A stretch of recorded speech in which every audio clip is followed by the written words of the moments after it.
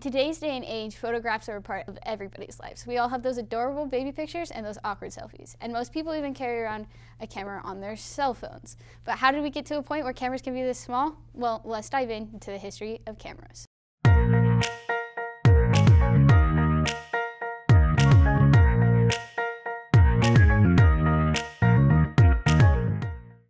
The first camera to be made looked a lot like this and was invented in the 1500s. And it wasn't even like a camera we use today. It's called a camera obscura and would take images and reflect them onto a flat surface, kind of like this.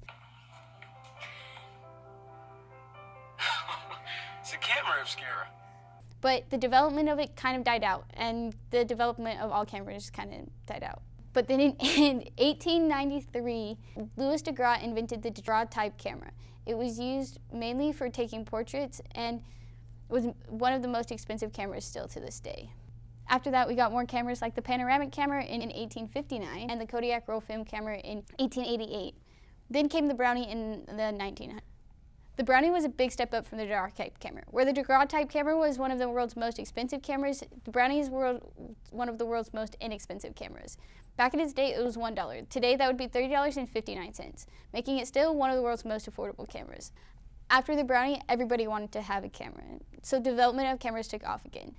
The problem was, all pictures still needed to develop. We didn't get the concept of digital photography until 1975, where Kodiak invented the Stephenson. This beauty weighed 8 pounds and had a 0.1 megapixel resolution with a 23-second shutter speed. Now, this was just a prototype and never came into public use, and it was still way ahead of its time. The next camera to come out was the Nikon F3 in 1991. This camera had a 1.3 megapixel resolution and even an aperture. It wasn't until Apple finally entered the game with the QuickTake 100 in 1995. It came with a floppy disk reader so you could take your pictures and upload them straight to your computer. This was really advanced for its time. All of these cameras are big and bulky and not the small ones that we see in our cell phones.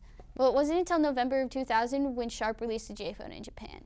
This camera on the phone was 0.11 megapixel resolution, and you could even take a picture and send it to a different person.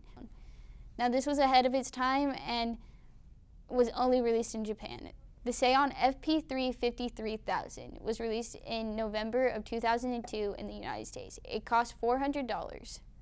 Now, this camera was ahead of its time and really high tech for being in a cell phone. It had a 0.3 megapixel resolution, self-timer, zoom, white balance controls, and so much more. After that, cameras became a part of every cell phone.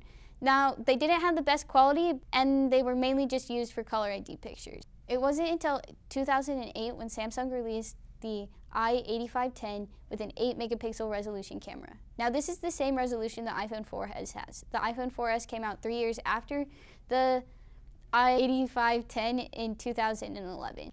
With the same resolution these two phone cameras had, it's needless to say that Samsung beat Apple on the resolution game. So let's talk about Apple's first iPhone.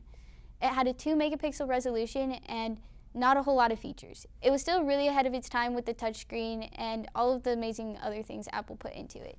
But I wish I had more time to go into the iPhone itself, but this isn't what it's about. It's about cameras. And I feel like I've nerded about cameras for long enough. So let's just do a quick wrap up. So we had the camera obscura in the 1500s. Okay.